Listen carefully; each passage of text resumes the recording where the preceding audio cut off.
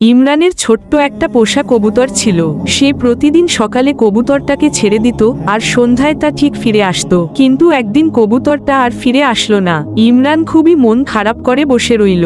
বাবা বললেন ছোট প্রাণী হয়তো পথ হারিয়ে গেছে আর আসবে না। ইমরান কিছুতেই মানতে পারল না। প্রতিদিন বিকেলে ছাদে গিয়ে অপেক্ষা করত যদি কবুতরটা ফিরে আসে। কিন্তু দিন পেরিয়ে মাস চলে গেল, তবু কোনো খবর নেই। একদিন বিকেলে ইমরান শুনতে পেল ছাদে কারা যেন শব্দ করছে। ছাদে উঠে দেখে তার কবুতরটা ফিরে এসেছে। কিন্তু এবার সে একা নয়, সঙ্গে আরেকটা কবুতরও আছে। ইমরানের মনে হলো এটা বোধহয় তার সঙ্গী। ইমরান খুশিতে মেতে উঠল। বাবা বললেন, দেখো ভালোবাসা কত শক্তিশালী। হয়তো সঙ্গী খুঁজতে গিয়েছিল আর তারপরেই ফিরে এসেছে। কবুতরদের একসঙ্গে দেখে ইমরানের মনটা ভরে গেল। সে বুঝল ভালোবাসা এবং বন্ধনের টানে কেউ কখনো সত্যিই হারিয়ে যায় না। সময় যতই লাগুক, সত্যিকারের ভালোবাসা সবসময় ফিরে আসে, ঠিক যেমন তার কবুতরটি।